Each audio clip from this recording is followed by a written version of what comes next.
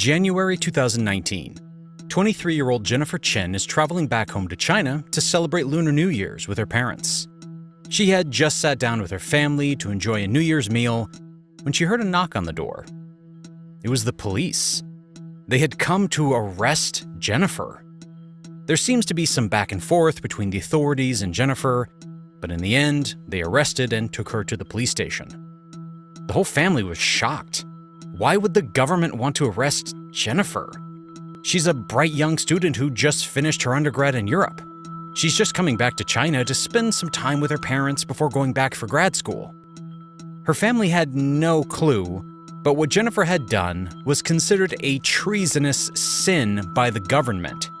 She had liked a tweet on Twitter that criticized the CCP. Whether it was done by accident or on purpose, it didn't matter to the authorities. It was enough for her to be arrested and questioned. Eventually, they forced her to delete the Twitter account if she wanted to return home. But the government didn't stop there. They continue to track Jennifer's internet usage even after she went back to Europe, and authorities regularly call her mom and ask her if she's visited any human rights websites. This isn't some unique, singular story from China. There's countless amounts of evidence about CCP tracking their citizens and punishing them if they ever get out of line. There's a terrifying video of Chinese cops interrogating a Chinese student who was living in Australia. They had arrested his father and called him using his father's phone and were pushing him to delete his Twitter account. 什么？推特？这个推特号是不是你的？我就是没有听说过这个号，从来没听说过。今天我找你父亲过来的，我们跟你父亲平时也保持沟通，你可以对我跟你通话这个过程进行录音录像，没问题，好吧？但是我明天我就告诉你一声，我在找你父亲，好吧？你可以录音录像，我明天告诉你。而且你现在我跟你讲，你那个推特发的那些东西是绝对不可以的。The CCP has been perfecting its art of cyber warfare for a while now. That's why any video criticizing the communist regime is quickly downvoted by CCP bots, and the comment section is filled with pro-CCP messages by these bots. Here's an example. So, I just have a simple request for you guys. If you can smash that like button below, it would help the video tremendously. Now, I'm sure you're wondering why I'm telling you all of this. Most of you watching are probably not Chinese citizens, so you don't need to worry about the CCP. But you see, the CCP has already thought of that, and this was their solution. They realized that punishing foreign citizens for criticism of China is basically impossible, especially at a large scale. But what if instead of punishing what people were saying, you could control what they said, control what they thought, and control what they believe? What if there was an app that could track people's every click, every swipe, and every stroke? Once you have enough data on everyone, you can slowly feed them what they want, so people are always glued to your app. Once you have them addicted, that's when the plan starts. You first feed them something small and believable, then move on to feeding them information that you want them to believe. Like telling your users that the Tiananmen Square massacre never really happened, or blocking them from accessing any videos from Hong Kong democracy protests. Then you can feed them what you want them to say. Then you can feed them what you want them to think. And maybe, just maybe, if you get enough data on your users, you can control a whole nation's future. The only problem is that it's the year 2017, and China doesn't really have an app like this. They did have an extremely successful news app called Headlines that more than 100 million Chinese citizens used on a daily basis. This was a powerful tool for the CCP, who had a tight grip around the app's developer. If the CCP wanted to promote more pro-Mr. Xi propaganda, then it was able to just order the developers to do so. If there was ever any news that the CCP didn't like, it would force the app management to issue a public apology and take down the article. Even though Headlines was a private company, you have to remember, there's no such thing as a private company in China. But this control wasn't enough for the CCP. So in 2017, they passed a new law, the National Intelligence Law of the People's Republic of China. In the simplest terms, according to the law, every citizen and company is required to support, assist, and cooperate with the state's intelligence work. So if the government ever asked for foreign citizens' data, companies are legally required to give it up. You know what else happened in 2017? Headlines, the app that happily pushed Chinese propaganda, decided to expand to the USA. In America, the app would be called Newsmaster, and it would show people whatever news people wanted to see, with CCP's conditions applied, of course. Unfortunately, the foreign news market was already dominated by big players like Google and Facebook. Headlines spent a lot of money to break in, but it was all for nothing. After multiple rebrands and name changes, the losses were just too much for the company, and they decided to shut down their overseas app.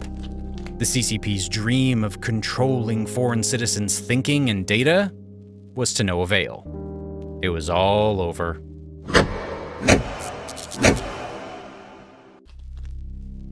Then, out of nowhere, an opportunity presented itself. As Newsmaster was failing, there was another once successful app that had just failed. That app was Vine. You see, Vine's failure was unique. Unlike millions of apps that fail, Vine actually had a huge amount of downloads and active users. The problem for Vine was that it was owned by Twitter, and Twitter management never really focused enough on Vine to generate income. When we had those meetings with Twitter, I noticed that Twitter did not care about Vine and was so focused on Twitter. Every meeting I would have with Twitter, and I would bring up Vine, I would bring up you, I would bring up King Batch. It was the ugly stepchild. Yeah, they just didn't care. I don't think they're going to care. They don't care about Vine. I think Vine's going to go downhill. I think it's time to move our following from Vine to these other platforms, because this is about to be a sinking ship. No monetization and Twitter's lack of effort forced many creators to jump to better platforms. With content creators leaving, users slowly stopped using the app, and Vine was shut down completely in 2017. Rest in peace. Newsmaster CEO Zhang Yiming saw this as an opportunity. But first, there's something that I haven't shared with you guys so far. Newsmaster and Headlines both were owned by a company called ByteDance, which is the same company that founded and currently owns TikTok, too.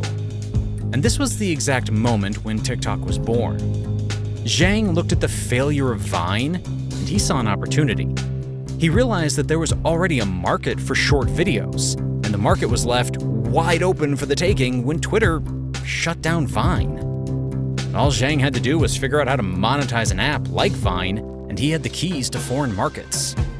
Fortunately, ByteDance also owned another app called Douyin, which was basically the Vine of China, and it had an extremely powerful algorithm that kept the users hooked on the app for hours a day.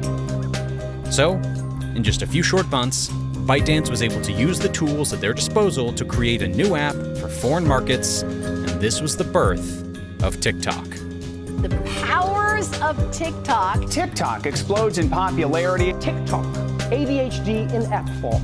TikTok, it's like the party you want to be at the moment. TikTok's addictive 15-second video format could give Facebook a run for its money. The app is called TikTok. TikTok. TikTok. TikTok. TikTok. TikTok. What is TikTok? TikTok, of course, is the new kid on the block. TikTok saw some quick initial success, but this wasn't enough for ByteDance. So to add fuel to this fire, they decided to buy Musical.ly for $1 billion, just 2 months after launching TikTok. Musical.ly was a Chinese social media app that had around 70 million users in the USA. This was the jumpstart that TikTok's rocket ship needed. Just 3 short months after acquiring Musical.ly, TikTok had become the #1 free app in several countries. TikTok still wasn't satisfied, though. They kept pushing on for new highs and more downloads. By September 2018, it had become the most downloaded app in the USA, and the 3rd most downloaded in the world. By this point, it had surpassed its Chinese counterpart, Douyin. TikTok now had 500 million global users, and Douyin stood back at 300 million. TikTok's hunger still wasn't satisfied, and this is when the founders figured out a growth hack that would flip the entire social media industry on its head. TikTok figured out that in order to grab more people's attention, they just need to get celebrities on the app and push it. You see, that's the playbook for controlling Western audiences. Snapchat did this with Kylie Jenner, Instagram had Selena Gomez, and now TikTok wanted its own celebrity, which would become synonymous to the platform. First, they got the Tonight Show host Jimmy Fallon. I will admit his influence isn't anywhere close to Kylie or Selena, but this was just the start for TikTok. When Fallon pushed his TV and YouTube audience to the app, downloads exploded. The effect was enough for other celebrities to take notice, and slowly seemed like everyone else was on it. Now, this was all just one aspect of the success. When measuring the success of the app, downloads aren't really the best metric. Downloads are important, but they mean nothing if users are just downloading and uninstalling the app. The best metric to gauge an app's success is daily or monthly active users. How many people are regularly opening the app and spending reasonable amounts of time on it? TikTok had perfected the top of the funnel, but for it to influence people's beliefs and thinking, it needed to perfect the rest of the funnel. This is where its uber-powerful algorithm comes in. Scrolling on an app tricks the brain into pleasure by the release of dopamine. But this isn't something new. Instagram makes you scroll, YouTube app has a scroll. TikTok, well, they took this to the next level. What if you can turn this scrolling into an addiction like gambling? Then you have an app that can change societies. But for us to understand what TikTok did, we first have to truly understand what gambling addiction is. I'm going to tell you something that's going to shock all of you. I'm a gambling addict. I know, I haven't really talked about it much, but it's true and shocking. 5 years ago, it got so bad I had $100 left in my bank account. And you know what I did with that 100? I gambled it on a Mario Party 4 minigame against slime. And lost. I panicked, didn't know what to do, so I asked for a double or nothing, knowing that if I lost the double or nothing, I would have zero way of paying the final 200, and I would have to embarrassingly walk away from the bet. Luckily, I won. I told Slime about that months later, and he forgave me, but it just shows how bad my gambling addiction got. Honestly, there was no greater rush in my life than the opportunity to lose every last penny I had. Gambling isn't really about money. I'm sure people go into a casino wanting to make money. Everyone walking in wants to get rich gambling on their luck, but that's not why they stay there.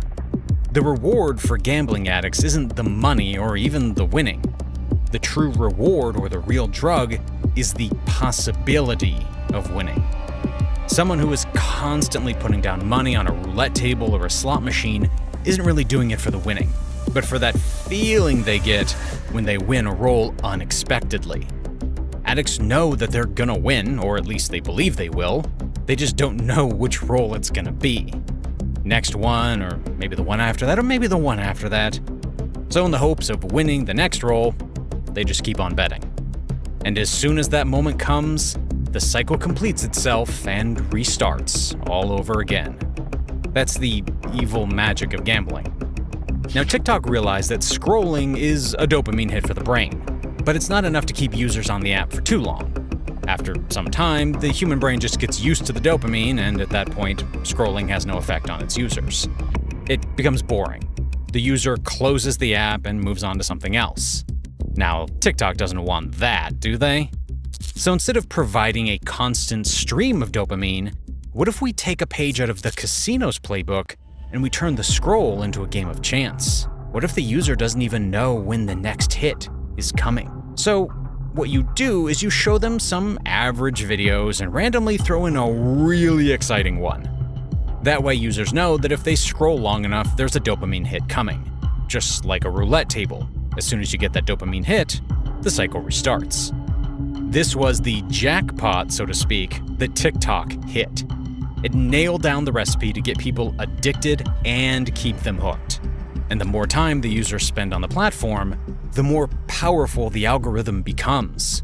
That's because the app is tracking your every touch, every swipe and every stroke. What you are watching is a reasonable thing to keep track of, but it goes deeper than that. It tracks your keystroke, it reads your copy and paste clipboards, it keeps track of your other apps that you're downloading and deleting. It logs your location every 30 seconds. One developer who looked deep into TikTok's tracking code has called it a data collection service that is thinly veiled as a social network. According to that same person, we may not even know the full extent of everything that TikTok is tracking. That's because TikTok has so many different protections in place to hide the data that it's nearly impossible to reverse engineer everything the app is tracking. The biggest argument I've heard to justify this is that every app does it. Instagram, Facebook, Reddit, Twitter, they all track your data. But in reality, the tracking isn't remotely the same. All these other apps are collecting your data too, but when you compare it to what TikTok is collecting, it's like comparing a cup of water to the ocean. On top of that, these other companies are not nearly as secretive about what they're collecting as compared to TikTok. Executives from TikTok, they will never come and take the oath and testify in public. That, I think, is unusual, and I think it begs the question, what is it they have to hide? Data tracking keeps getting more mysterious from here. According to a study by URL Genius, more than 90% of data tracking on the app was being done by third parties, meaning even TikTok doesn't have control over this. The third-party tracking still happened, even when users didn't opt into allowing tracking in the app setting, according to the study. Users aren't even able to see what data is being shared with third parties and how that data is being used. This becomes a bigger issue when you factor in that more than 1/3 of TikTok's audience are teenagers. Extremely impressionable kids whose data is in control of a Chinese company, and use of that data is impossible to track. It is required under Chinese law to share user data with Beijing. And TikTok has admitted that it has sent user data to China. To put it bluntly, this is a major security risk for the American people. And what kind of data is TikTok collecting as it runs on our phones? A heck of a lot more than you would think. Images, of course, that users post. But TikTok also collects information about the messages that you send, about the apps that you use, the other apps on your phone. It collects the sites that you visit. It collects your search history. It collects your keystrokes. It collects your location data. It stores all of this and maybe lots more. And I can tell you, as the father of 2 small children, who already have many of their friends on social media, even though they're quite young, I find this absolutely horrifying. In 2020, TikTok was caught collecting excessive personal data on young children under 13, which is illegal in almost every country. TikTok was also sued for transferring personal data from its users to Chinese servers. TikTok has publicly said that the CCP has no control or access to foreign users' data, but then it quietly transfers its foreign users' data to China, where there is no such thing as a private company, where the law says that every citizen and company is required to support, assist, and cooperate with the state intelligence work. So yeah, it's kind of hard to believe what TikTok is saying here. TikTok's data harvesting methods are so intrusive that the US military has banned its members from having TikTok on their phone, and instructed them to have their family members remove TikTok. Around the world, countries are realizing why TikTok is so dangerous to their society. So if you know someone close to you who's addicted to TikTok, please share this video with them or share it with your friends on social media. TikTok is not just another social media app. It is much more dangerous. All of these threats became more apparent when people realized that the CCP had been using TikTok to push Chinese propaganda to other countries. First, it starts with something small like this. As you're watching that video, the algorithm is tracking everything. How long you're watching, whether you're pressing the like button, commenting on it, or reading other people's comments. As you spend more time on posts like these, TikTok will keep serving you posts that are similar, but it gets more and more sinister. There are channels built to target young users and teach them about how free speech, democracy, and capitalism is the wrong way of life, and the Chinese way is the right way. This channel did a great video on how TikTok gets users deeper and deeper into this brainwashing rabbit hole. I highly recommend you check it out if you want to understand how sinister all this really is. But it doesn't just stop there. TikTok is also quick to take down content that doesn't agree with Chinese values. There's evidence that TikTok censors posts on topics like the Hong Kong protests, as well as references to Tiananmen Square massacre, Tibetan and Taiwanese independence, the South China Sea dispute, and the treatment of Uyghurs. Here are some of your favorite clothing lines that are connected to forced labor camps in Xinjiang, China.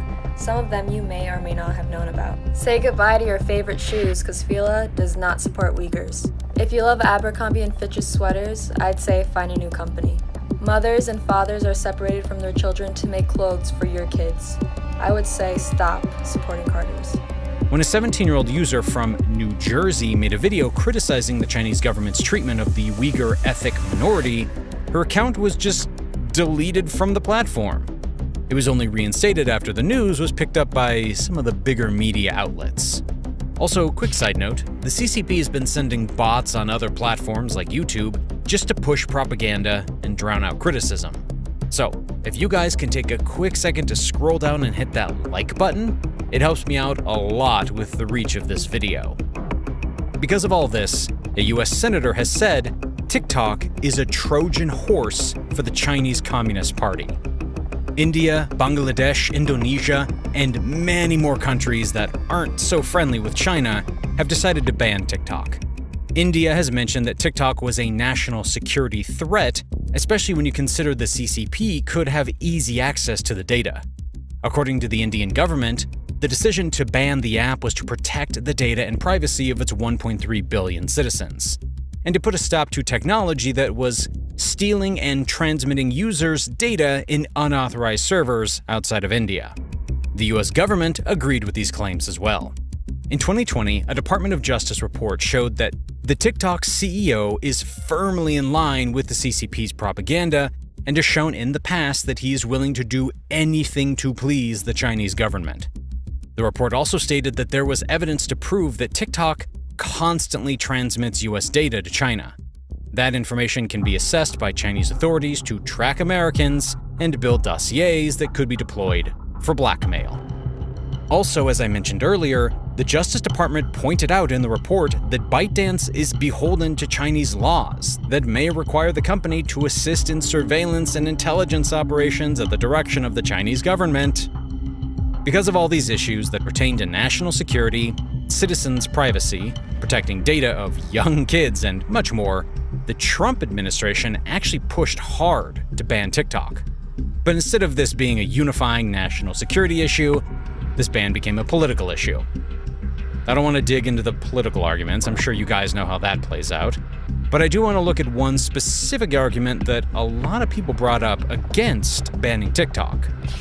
Some pretty smart people argued that the government shouldn't ban TikTok because that sends a bad message out to the investors and entrepreneurs. America is a safe haven for free business and enterprise. We are a capitalist society where we let the market decide, and the government banning a private business is not what this country is about. Here's my counter to this argument. I always believe that capitalism is also about fairness. If our companies can't go to China and operate freely, then these Chinese companies, which are basically controlled by the CCP, shouldn't cry about being banned from our market. Facebook, Instagram, and YouTube are all banned in China because the CCP doesn't want foreign companies collecting Chinese citizens' data. Well, you can't cry foul when the same thing happens to you. But the TikTok ban wasn't successful because TikTok claimed in court that it never sent US data to China, and the CCP has no control over the company. TikTok had to sell a small part of the company to American companies, and the company promised to never share anything with the CCP. But boy, was all of that wrong. How can the CCP not have influence on the company when the CCP is one of the investors in ByteDance? On top of that, the CCP controls one of 3 board seats of the company. This gives them more insight into the inner workings of ByteDance, and also gives the Chinese government the ability to shape the future of the company. Also remember how TikTok said in court that the CCP has no access to the data? Yeah, well, about that. Based on some leaked audio recordings from TikTok's employee meetings, all the US data is available in China. In fact, Chinese engineers have better knowledge of how American data is handled than TikTok's American employees. In a meeting, a director referred to one Beijing-based engineer as a master admin who had access to everything. So, I urge you guys, please, think more before you continue to use TikTok. TikTok has pushed Chinese state propaganda ads that have reached millions of TikTok users across Europe. TikTok's advertising library, which became public on July 20th, has opened a Pandora's box of disclosures. Chinese state media outlets have been utilizing the platform to serve up a staggering number of ads to European users. These ads span a wide range of topics, from China's response to COVID-19 lockdowns to promoting tourism in the contentious Xinjiang region. According to Forbes' extensive analysis, it was revealed that since October 2022, over 1,000 ads from Chinese state media giants like People's Daily and CGTN have run on TikTok. The reach has been massive, touching users in multiple European countries, including Austria, Belgium, Germany, Greece, Hungary, Italy, Ireland, the Netherlands, Poland, and the United Kingdom. Many of these ads revolve around showcasing China's achievements in its economy, technology, and cultural heritage. While that may seem harmless, the actual cause for concern lies in the references to Xinjiang. This is where the Chinese government has faced severe international criticism for the alleged mass repression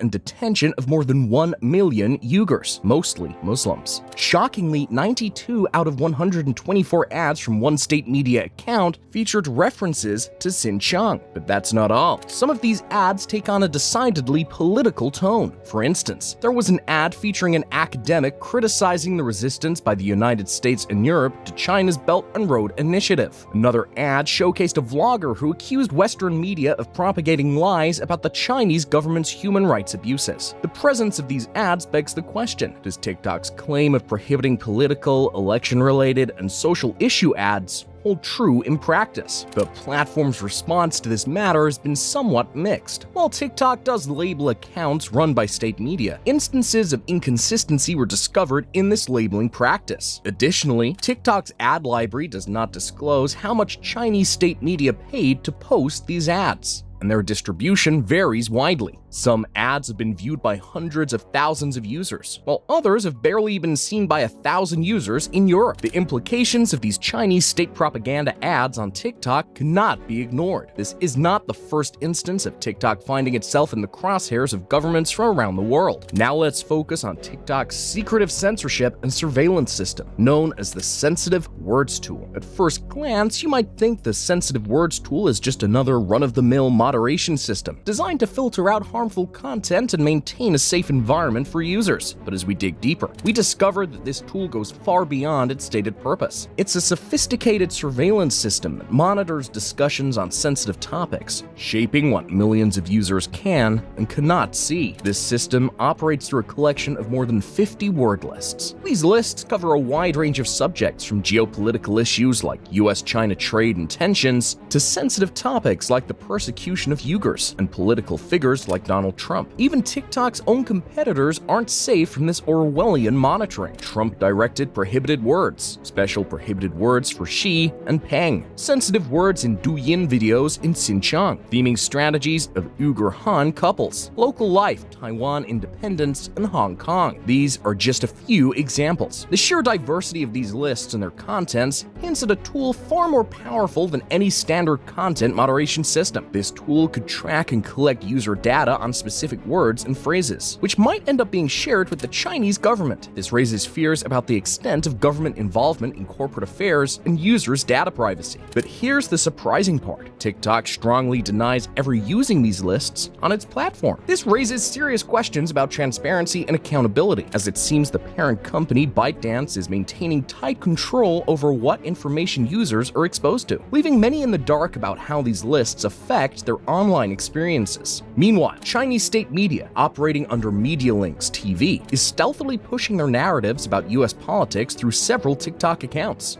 The alarming part, they don't disclose their connection to the Chinese government. MediaLinks TV, a registered foreign agent based in Washington, D.C., manages TikTok accounts with enormous followings. Take, for instance, Panda-orama, which appears to feature cute videos about Chinese culture. Then there's The Optimist, which focuses on sustainability. Finally, News Talks offers coverage of US national and international news. But behind these seemingly innocent accounts lies a web of deception that leaves users unaware of the hidden hands pulling the strings. A closer look at News Talks reveals a treasure trove of divisive content. It largely focuses on aggressive US social issues like guns, abortion, and structural racism. TikTok has achieved outstanding mass adoption in the US, but it stands alone among major social media platforms in failing to label videos from Chinese state media entities. This lack of transparency allows accounts like MediaLinks TV to spread divisive narratives without accountability. Videos from these accounts hide their true intentions from viewers by targeting specific US politicians and promoting divisive social issues. In response to mounting concerns, TikTok claims to be working on a global policy to address content from state-controlled media outlets. However, skeptics wonder if these actions are too little,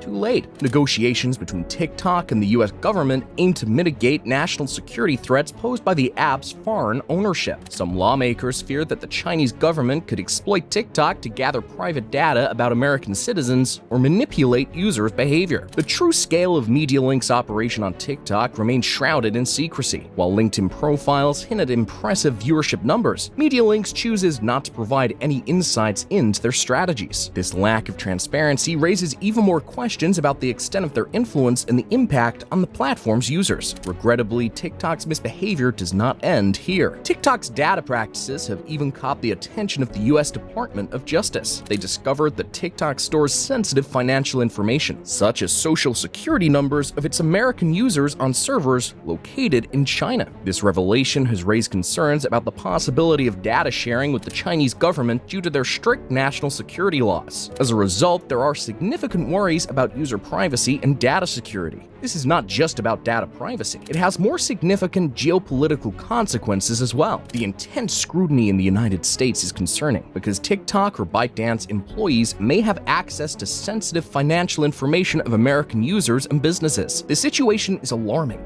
and could have serious implications. Identity theft using stolen social security numbers is an unfortunate reality in the United States. What's even more alarming is that the Chinese government has faced accusations of similar actions before. This makes TikTok's mishandling of financial data all the more worrisome. As a former White House and CIA national security lawyer stated, it's not just a simple mistake, it's a case of alarming IT security malpractice. TikTok's storage of European creators' bank information in China also raises serious concerns under Europe's privacy law, the General Data Protection Regulation or GDPR. As we speak, investigations are underway to determine whether the company has fully complied with GDPR requirements. For reasons like these, in June 2020, India, one of the largest markets for TikTok, banned the app, along with several other Chinese apps, citing data privacy and national security concerns. Multiple countries followed suit, citing similar concerns. These bans sent shockwaves through the social media landscape, with nearly 200 million users losing access to the app. TikTok's parent company, ByteDance, faced the challenge of moving user data out of India and storing it elsewhere. This process raised questions about the security and privacy of data during the transfer. You might be curious about how much data an app can collect. Well, TikTok goes beyond just basic information like email or date of birth. It can access your phone's camera, microphone, photos, videos, contacts, and even track your location. Moreover, it closely monitors your online activities, such as what you like, share, and interact with on the app. TikTok's hunger for user data is quite extensive. TikTok's algorithm, it's like this magical genie that predicts our every desire and keeps us glued to the screen. But wait,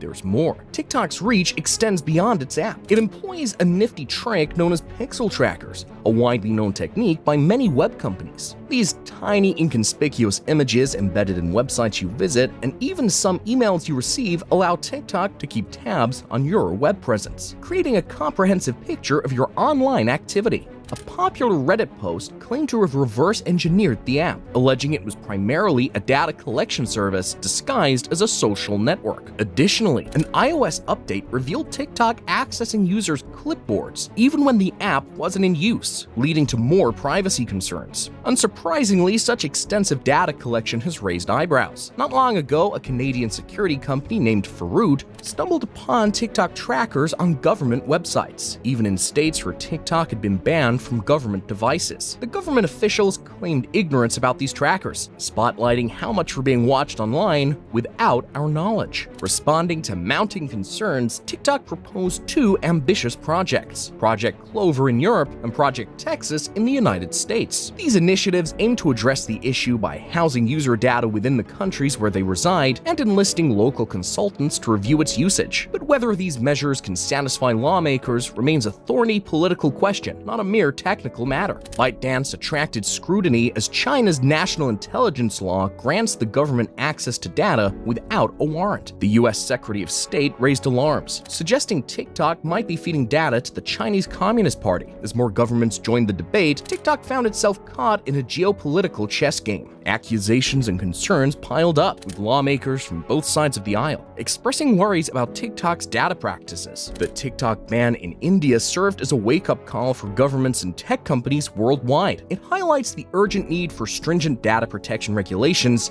and the need to prioritize users' privacy and security above all else. While TikTok manages to survive the immediate threat of bans, its future remains uncertain. Under President Biden's administration, investigations into TikTok's data practices continue, keeping the global data dilemma alive. This ongoing saga has raised awareness about data privacy and security issues associated with social media platforms. As the world grapples with these issues, well, China has finally done it. It's called social credit. Social credit. Social credit. A system of judging the civilians' morality. They're constantly monitored by facial recognition cameras. The Chinese Communist Party has finally managed to put the final nail in the coffin of any sort of independence or democracy in China. This isn't just my opinion. Take it from America's former Vice President, Mike Pence, who said this of the system: China's rulers aim to implement an Orwellian system, the so-called social credit score. Why is all this being said? Well, because of threats like this. China's government wants to eventually rate everyone on their conduct. It's a plan to regulate business and citizen behavior. The government gives you a score, and the score is a measure of how trustworthy you are as a citizen. If you do something good, you get a boost. People accused of bad behavior are being penalized. There are serious consequences. We're used to it, and anyway, we don't have a choice. It's a mess. Alarm bells are ringing the world over, as China's framework, meant to theoretically report on the trustworthiness of individuals, corporations, and governmental entities across China, now poses a greater threat to human rights than anything we've seen in the 21st century. Debates are raging all over America, Europe, and the world over whether this should even be allowed to stand or if the world should step up in the name of democracy, peace, and human rights. The first question is, what is China's social credit system at all? To understand what the system is like, we need to understand what social credit is in the first place. When the Chinese government talks about social credit, the term covers two different things. The first is traditional financial creditworthiness, and the second is social creditworthiness, a statistic that draws data from a larger variety of sectors. The first part, the traditional financial creditworthiness, is something you are all pretty much aware of, because it exists heavily in the Western culture. Think of the way your financial history is documented by banks and other institutions so that it can be able to predict your ability to pay back future loans. That's pretty much it. That's basically the root of the credit score we try so heavily to raise with our every action. However, America has had decades upon decades to perfect this system. Here, we use the FICO system, with the ultimate mark being the FICO credit scores. These are used as a method of quantifying and evaluating an individual's creditworthiness. FICO scores are used in 90% of mortgage application decisions in the United States. Scores range from 300 to 850, with scores in the 670 to 739 range considered to be good credit scores. I wonder what yours is. Too personal? Okay, fine, I'll drop it. By the time the FICO system was nationally standardized in 1989, it had undergone years of development, dating all the way back to the late 1800s. China has lacked that advantage, because despite being well developed, China's modern economy is quite young, so to say. Because of this, the country lacks a reliable system to look up other people's and companies' financial records. Part of this social credit system we're discussing today is meant to rectify that, to build a system aimed to help banks and other market players make business decisions. So that's it for the first part, the social credit element. Let's move on. This one was pretty straightforward. It's the second part that gets the emotions and debates going. As I mentioned before, when the Chinese government talks about social credit, the term covers two different things. The second thing is called social creditworthiness. And that's where the alleged problem is. By social creditworthiness, what the Chinese government is putting across is that in order for society to perform at its peak morality, there needs to be a higher level of trust and cooperation embedded into society from the individuals. That trust that is needed in society is solidified by fighting off stains to public morality. Stains like corruption, telecom scams, tax evasion, false advertising, academic plagiarism, product counterfeiting, and pollution, to say the least. Basically, everything that is wrong needs to be removed from society, with the facilitators of such horrific things punished brutally. By enforcing a system of social creditworthiness, the government, as the parental structure, will hold all individuals and companies accountable for their actions in the pursuit of a utopian society.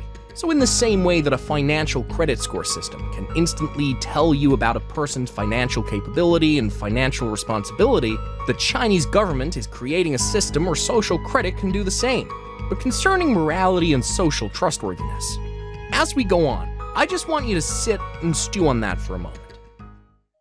So, because of this, China's social credit system is widely viewed in the West as a digital surveillance system to categorize and guide people through reward and punishment. Although, in a way it is, it might not be as intense as Western media pushes it to be. So what really is it then? What's the truth? Well, it's complicated, as I'm sure you're already gathering. The social credit system in China should be understood as a method, a mentality of governance, if you will, and not just a network of databases and policies to monitor trustworthiness. Due to the implications that may happen when the government crosses the line into morality, mixing church and state, if you will, China's social credit system has widely been viewed as draconian. It's been taken as a mass surveillance scheme, a way designed by the CCP to snoop on private citizens and punish them for perceived social transgressions. Looking at corporations, the information that is collected includes anything that could make a company be deemed trustworthy or untrustworthy in society. For example, engaging in anti-competitive or monopolistic activity, engaging in illegal or unethical tax practices, damaging the environment, or engaging in deceptive consumer practices could all be included on a company's credit record with a negative reflection. That is because the company would be deemed to be, well, untrustworthy, and so it will be eligible to face negative consequences. But this is not limited to the bad and ugly only. If a corporation is making positive contributions to society, such as setting up social programs, donating to charitable causes, or other corporate social responsibility activities, then there will be a positive impact on a company's credit score. This is because the company would have proved itself to be trustworthy. That's the system. Pretty simple, right? Not so much, but you get the idea. The CCP is so serious about enforcing this that last year, the General Office of the Central Committee of the Communist Party of China and the General Office of the State Council released a document titled "The Opinions on Promoting the Construction of a Social Credit System with High-Quality Development and Promoting the Formation of a New Development Pattern." These opinions outline 23 measures for how the social credit system can improve trust in society across a wide range of fields and industries. This includes improving consumer and investor confidence and foreign trade, guiding the financial industry to provide better support for market entities, improving the overall business environment by streamlining bureaucratic procedures, and even helping China reach its carbon reduction targets. So you see, this social credit system is quite an impactful system in China, both for individuals and for corporations. It has the potential for massive positive and negative ramifications depending on how it'll be handled. I'll leave you to decide how you think the CCP will use this, and tell me your thoughts in the comments section as we progress with the video. Before I bombard you with more information, let's dive into the history of this social credit system. What could possibly have occurred that made an entire nation's administration decide to judge people's trustworthiness? Let's find out. This entire social credit system was conceived in 1999 when then Premier Zhu Rongji sought to ease the difficulty of foreign firms in obtaining information in their Chinese partners. His crack at this was meant to make business and investments much easier, as foreign firms could have a basis of what local Chinese firms to work with. This system was to be later mentioned at the 16th Party Congress in 2002 as a part of the effort by the Chinese Communist Party to create a unified, open, competitive, and orderly modern market system. For years following that, it was discussed in official documents only in the context of market reforms.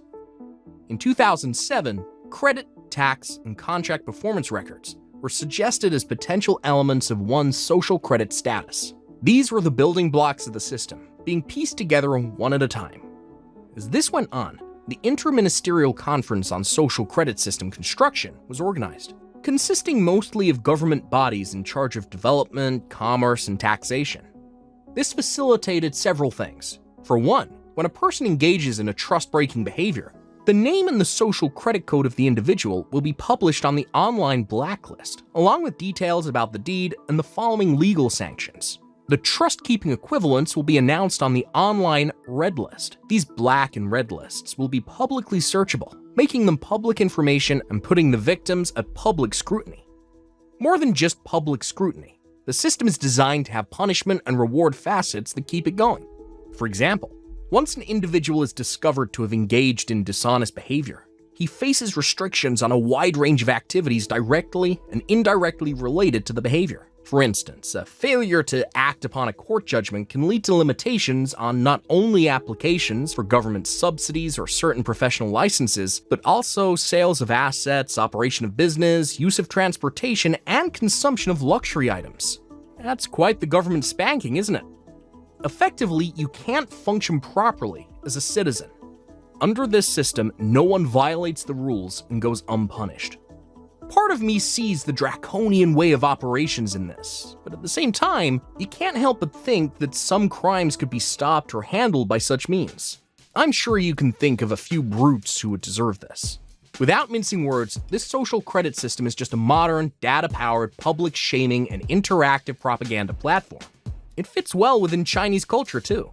Already, even before the social credit system, China had in place what are called public sentence rallies. If you are an avid reader, this article is something you might find interesting. But read it after the video.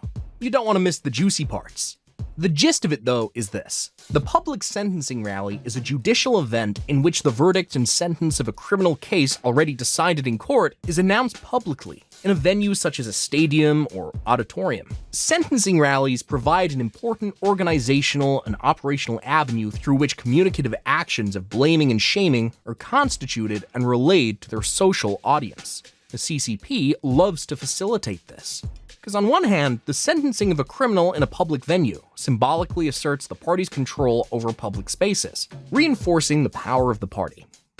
At the same time, it also serves to educate citizens about the costs of breaking the law. The social credit system is now the newer, modern variant of this traditional system. It basically brings this traditional model to the online space by disclosing the identity of individuals, the details about their behaviors, and subsequent punishments. The social credit system also functions as a propaganda channel that cuts through both the online and offline worlds. Previously, even if the government publicly denounced an individual in newspapers or film screenings, these announcements often went unnoticed by people who didn't use these channels, thereby reducing the government's intended effect. But not anymore. Now, in the modern age, the people will know. Under the social credit system, however, sanctions and rewards are distributed in a more universal and standardized manner. Not everyone who did the same good behaviors will be listed on the red list, but people with similar social credit standings will still be able to access the same benefits. In turn, individuals on the blacklist and the red list facilitate the spread of the government's message by serving as models from whom others can learn. It sounds like a dream system for the CCP's power-hungry agents, and hence their push to make it more universal and widespread. I know some of you watching this from the United States or other Western countries may be in shock or fuming right now. It's natural to wonder how this social credit system would work in your own country were it to be implemented. Speaking from my own experience, I know that a social credit system would cause an uproar here in the United States. I mean, the resistance to it would edge on the boundaries of civil war itself. So why are the Chinese people quiet about it? Well, part of the reason for this is because of the different cultural landscape. It goes without saying that American and Chinese cultures are very different. While here in the US, individual liberties and privacy rights are big, Chinese society is wired a bit differently. You see, traditional Confucian philosophy values morality over respect for individual rights as the guiding principle for interpersonal relationships and the government of a society. These are the traditional cultural values engraved in Chinese society and in the masses. As the conceptual barrier between each individual is not clear, privacy has traditionally meant family intimacy or shameful secrets. Chinese law, except for instance-specific clauses such as protection against unlawful search or detention, generally treats the right to privacy mostly as a right to preserve one's reputation against insult and libel. So when the social credit system was implemented, some, if not most, see it as something that falls in line with the culture and rule of law that has traditionally been in China. On top of the traditions embedded in Chinese society, there is another factor. In a way, you could call it subservience or indoctrination. You see, Chinese society is truly no stranger to severe forms of surveillance by the government. This isn't just recent either. No, it dates back to the days of Mao Zedong, the former president of the People's Republic of China. Since those days, the Chinese government has kept Dong'an. Dong'an is a Chinese word meaning archived file, used in the political and administrative context. It means a permanent dossier or archival system that records the performance and attitudes of citizens of mainland China. So what has been going on is that for years, China has been keeping a secret dossier on millions of its urban residents that maintains influence in the public sector to this day. The information included in the dossier ranges from one's educational and work performance, family background, and records of self-criticism to mental health conditions. But individuals do not have access to their Dong'an. Only the government does. When a completely opaque, vague, shadow-like system like Dong'an has been in place for decades, an intrusive program like the social credit system may feel less objectionable to the Chinese public. In fact, it is far preferable. China has too many surveillance systems in the nation. Big data surveillance exists in various systems all across the country. In Xinjiang, an autonomous region in western China, home to the Uyghur Muslim minority, the government is collecting a vast array of citizens' information, many of them intrusive and in many cases illegal. The government collects citizen information including but not limited to DNA samples, iris scans, voice samples, applications installed on phones, and records of power consumption. All this in order to search for suspected criminals. I made a video on the persecution of the Uyghur population and how they're suppressed and persecuted by the CCP. You really should take a look at it. Familiarize yourself with their plight. To put it nicely, it's not pretty. It's brutal oppression of the Muslim Uyghur minority. The Uyghurs are facing genocide because of our religion and our ethnicity. The UN thinks 1 million Uyghurs are being detained in camps, maybe more. This is forced labor, this is forced sterilization, things that we haven't seen in an awfully long time in this world. Ethnic tensions between the native Uyghur community and the majority Han Chinese have existed for years. 1 million Uyghurs, as you pointed out, are in concentration camps. I suffered that inhuman treatment for 7 months. Even animals aren't subjected to that.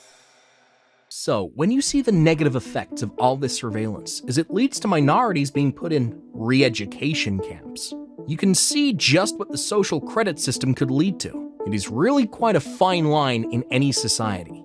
I suppose that is what the inherent fear is with the entire system. The idea of how far the CCP will go in trying to keep its citizens under surveillance. So, insinuations aside, what are the rewards and punishments that currently exist in the social credit system, as we have seen in actual practice? Well, let's look at a few of them. Let's start by examining this element of the social credit system. Here, drivers are being monitored, and if you fail to drive at the speed limit, it'll cost you heavily. Practices and daily facets of everyday society like bad driving and debt could get you downgraded in the social ranking system. And as I mentioned before, if you go low enough, it might create challenges for you in society. Much like your private credit scores, a person's social score can move up and down depending on their behavior. To date, we do not quite know how exactly the algorithms behind the ratings work, but examples of infractions include bad driving, smoking in non-smoking zones, buying too many video games, and posting fake news online, specifically about terrorist attacks or airport security. Anything can be a violation, even things that the CCP alone deems detrimental to society.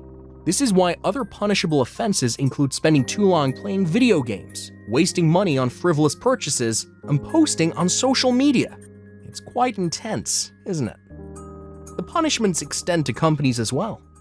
Financial firms in particular can be punished for financial fraud, evasion of bank debts, insider trading, the deployment of fake insurance policies, disinformation, and illegal fundraising, according to the Financial Review. I won't go into every punishable offense, but you get the idea. So, what kind of punishment would hurt the everyday person? How about punishments that include travel bans and slow internet? China has already started punishing people by restricting their travel, including banning them from flights. It's been recorded by the National Public Credit Information Center that authorities have banned people from purchasing flights 17.5 million times by the end of 2018. While we're still on travel, those who have lower social rankings have been barred from getting business class train tickets, and some are kept out of the best hotels. It's also been said that throttled internet speeds will be a consequence of being found on the other side by the system. The effects, or rather punishments, continue though. If found on the wrong side, you or your kids could also miss out on the best jobs and schools. Do you think this is a reach? It isn't.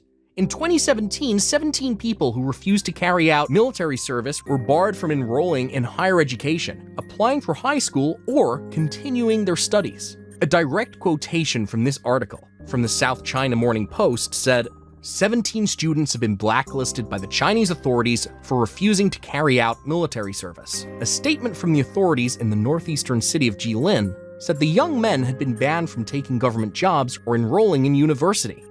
They were also prohibited from taking flights and staying in hotels. The group that has been blacklisted will now be banned from leaving the country or using high-speed trains. They will also face restrictions on taking on loans and insurance, as well as buying a house or other expensive assets. They are also barred from sitting the university entrance examination and will not be allowed to enroll in any secondary institutions or repeat their current school years. They could also forget about ever getting a job with the government or government-affiliated organizations and could be fined by their local governments. The penalties fall under the country's sweeping social credit system that rewards and punishes citizens for a wide range of activities.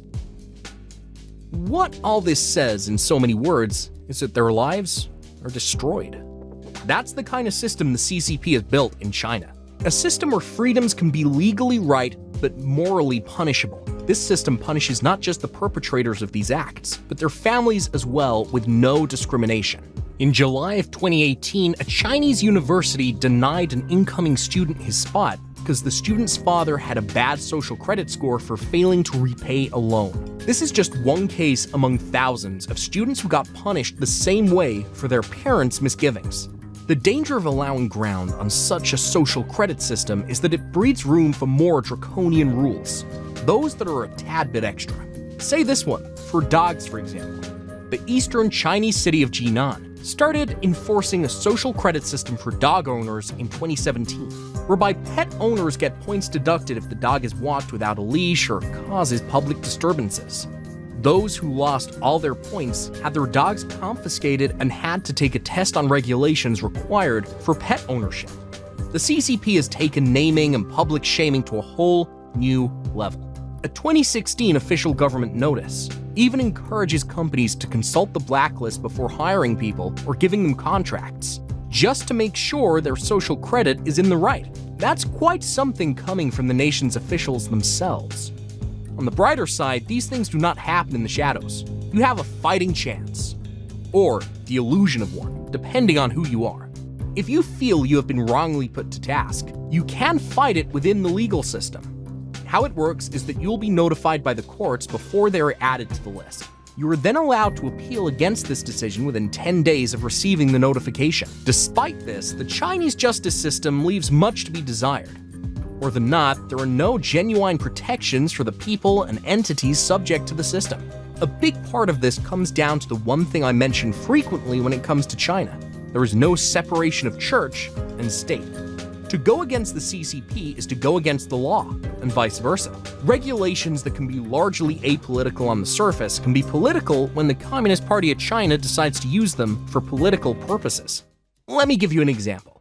In April 2018, the Civil Aviation Administration of China sent letters to international airlines demanding they show Taiwan as a part of China, saying the government would make a record of your company's serious dishonesty and take disciplinary actions for any that didn't comply. With this kind of peer pressure, eventually they all complied, to the detriment of Taiwan. That very system used to pressure the airlines was a pilot of the civil aviation industry credit measures, which is part of the official social credit system. So that was, in fact, an element of the social credit system at work on an international scale, alongside the potential for abuse of power, the knock-on effects of statewide surveillance, and the likelihood of incorrect data. It's also critical to note the negative potential this system has within society itself. It can very easily spiral into a divided society where people classify each other based on social rankings. Can you imagine that? It would be a nightmare of a show. A crazy dystopian future with no hope. Honestly though, not to sound insensitive, but this sounds like a script for a good end of times movie. Someone call James Cameron or Steven Spielberg for me. Anyway, while it's easy to focus on the punishments and the negativity that come with that, I must cover all sides. There is a reward-based side to the social credit system too. People with good scores can speed up travel applications to places like Europe, as any hurdles are promptly cleared for them. An unidentified woman in Beijing told the BBC in 2015 that she was able to book a hotel without having to pay a cash deposit because she had a good score. On top of that, it's reported that ByteDance, China's biggest dating site, is boosting the profiles of good citizens. So there you have it, folks. Struggling to get a date? Just be a good citizen, and your match will be much easier to find. In addition to having the man or woman of your dreams that much closer to finding you, citizens with good social credit can also get discounts on energy bills, rent things without deposits, and get better interest rates at banks. Can't even lie, those sound like pretty sweet perks if you ask me. You can see how they can work as motivators for the masses to behave. As of August 2022, the province of Liaoning is even considering rewarding its residents who choose to donate blood as a way to improve overall health outcomes, according to a public statement. Quite cheeky, but I can see how the job can get done.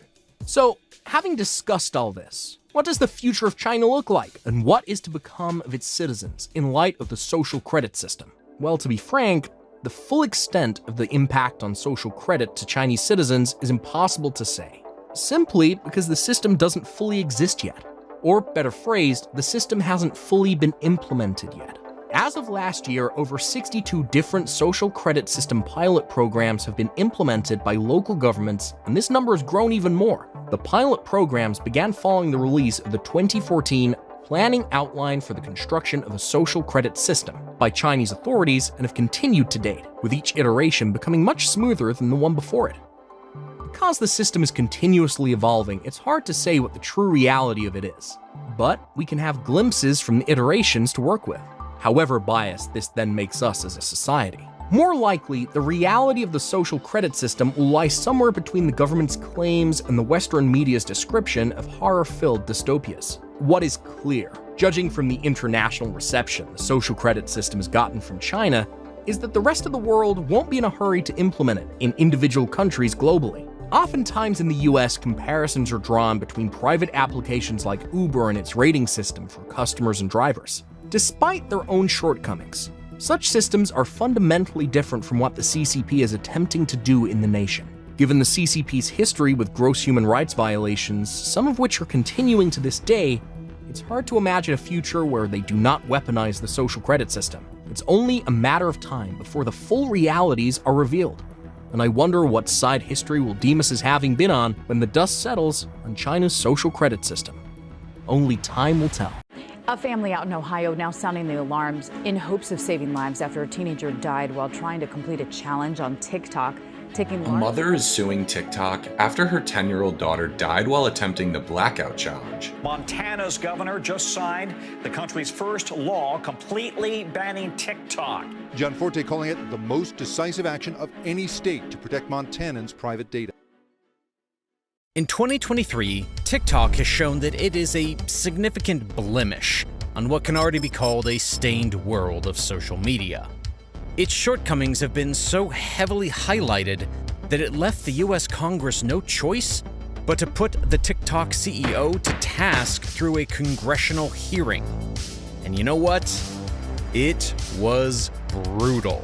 TikTok CEO Zhao Zhiqiu has told US lawmakers that some US data remains accessible to the company staff in China. It is a direct threat to the chairwoman of this committee, the people in this room. Many devastating examples of children losing their lives because of content promoted by TikTok. The Chinese Communist Party is engaged in psychological warfare. What started in 2016 as a fun and lighthearted app has switched colors to reveal a side of it that many people didn't know. At the present moment, the Chinese-owned app is facing heavy allegations of facilitating espionage, failing to protect personal data, and even corrupting the minds of the youth. All this is something that I will be getting into in depth in this video. The situation is so bad that several governments, like those of the United Kingdom, Canada, New Zealand, and the United States, have begun taking decisive actions against the Chinese-owned app, seeking to implement complete bans. Not for nothing, but the allegations against TikTok have held quite a lot of water. And these are things that, as a user from anywhere on the globe, as long as you use the app, you are affected by.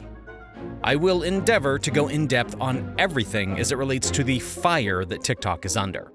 So watch this video till the very end as I go from privacy concerns and marginalization of communities to even the horrible TikTok trends that have resulted in so many young deaths around the world. This is one of those eye-opening videos that you're going to be very happy you watched. And by the way, anything that's critical of the CCP is usually disliked heavily by the 50 Cent Army. I'm guessing they won't be too happy with this video about TikTok. So if you guys can please take a second to hit that like button below, that would mean a lot. Thank you. TikTok is an app that really needs no introduction, as it has taken the world by storm. With over 1 billion active users with a B in just 7 years of operation, TikTok is nothing less than a sensation. The social media app is owned by the Chinese tech company ByteDance, and at its core it is driven by user engagement with refined algorithms matching content to your personal interests. But more than just a rosy, successful app, TikTok has a bit of a dark side to it. A side filled with malice that has resulted in US government employees being banned from having the app on their work phones on grounds of national security issues. In fact, the problem of TikTok is so severe that the White House has demanded that ByteDance, TikTok's Chinese parent company, sell the app or face an outright ban in the US. Yes, the situation is really actually that bad. But the question is, why? What has TikTok done that has warranted a congressional hearing and bans that are this severe? Is everyone just overreacting? Or do the allegations levied against the company actually stand up? On top of that, where do Chinese espionage and the mental health of your children fit into all of this? Well, let's find out. Let me go over the reason why national governments in the Americas and Europe are losing sleep over TikTok. I'll start by just saying this first. The ease of access with which the Chinese Communist Party has to TikTok data is alarming. I had to mention this point first because this was at the heart of the congressional hearing questions posed against TikTok CEO Zhao Zhiqiu. With over 1 billion users globally, the amount of data that TikTok has on its users is a bit shocking. All that foreign data falling into the hands of a nation like China? Well, that's alarming. But why is everyone so fixated on China accessing private individuals' data? It's not like everyone causes a fuss about US companies stealing data though, right? Wrong. Unlike the US or most other countries, China passed national security legislation in 2017 that they can manipulate.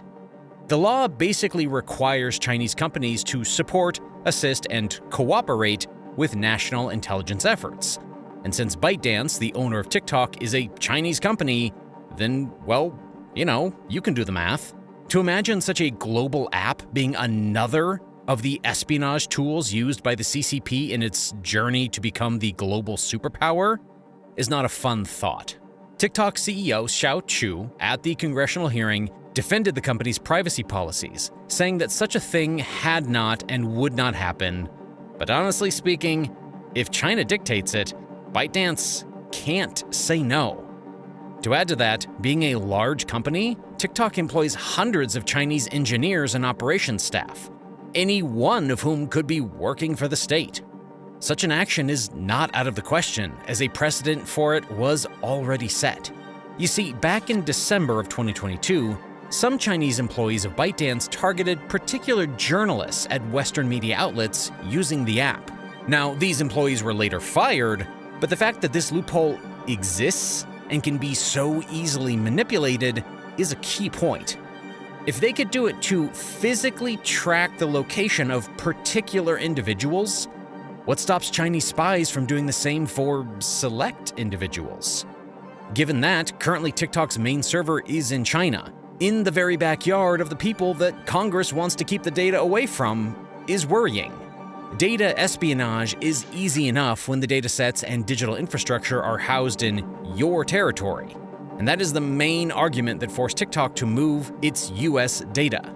The move was necessary to inspire confidence, though. Done at a grand enough scale or to high-level targets, data breaches really become a national security matter. It's no wonder that the White House and several EU institutions have banned the app on its employees' work phones. The risk of something like that happening can result in a fallout of unimaginable proportions, enough to completely collapse diplomatic communication between nations. In an age where information has become the new gold, it's easy for cyber attacks to flourish in this environment. Of course, every coin has two sides, and TikTok has had some come to its aid. Despite the CEO denying having ever shared US data with China for malicious purposes, he doubles down by making an interesting proposal. TikTok is launching what they call Project Texas. This $1.5 billion project is meant to act as a buffer between the company's Chinese connections and their US clients. Despite having all the US client data moved into the mainland, Oracle, a third-party US-owned company, will be the independent third party privy to the company's code and data. TikTok basically wants to assure US clients that their data is safe. Even Europe is getting its own version of this called Project Clover, that basically does the same thing but with European data, given Europe's own reservations with the social media company. These two projects, Texas and Clover, are all TikTok's damage control attempts as it tries to ease the fears that are now rampant. Both the third-party firms that will facilitate this project, namely Oracle and whatever company TikTok picks for its European endeavors, will be key players in auditing the cybersecurity policies and data controls necessary for smooth operation. Several defenses have also been claimed by defenders of TikTok, including the CEO himself in Congress. For starters, it has been argued that ByteDance is incorporated in the Cayman Islands, which is thought to be able to shield it from legal obligations to assist Chinese agencies. This is a point that TikTok itself has reiterated heavily as a defense against the 2017 Chinese national law that I spoke of earlier. And as for ByteDance's Chinese roots, it has been argued that ByteDance is only 20% owned by its founder and Chinese investors, and the rest is split between the company's global investors and employees. As much as these points hold some sort of merit, the danger of data breaches and data security is simply too great to be left up to somewhat flimsy points. I can imagine that if you were to give up personal information, including your location, to someone, you'd at least want to be confident that your information is safe. Unfortunately, the US Congress and government do not have that much confidence in TikTok's response. With your data at risk, can you really blame them? Let me just start by quoting TikTok itself. In its privacy policy, TikTok says that it collects the information you provide in the context of composing, sending, or receiving messages. Yeah, you heard that right. These are not my words, but the words of the social media app itself. Yes, the very same TikTok that you use to watch videos when you're bored has the capacity to monitor the messages you write and send to your friends in other apps. This can happen even if you never hit the send button. When you really sit down to think about that, you'll realize just how friggin' scary that is. Imagine all the things you type to send to your friends, or type out but decide not to send. All the inappropriate jokes and the emotional personal stuff. All being accessible to someone who can read and use that information. I don't know about you, but that is a complete no-go for me. TikTok seems to have no privacy rights whatsoever. The social media app also has no code of honor, as it is more than happy to violate even children's privacy rights, all in a bid to get that bottom dollar.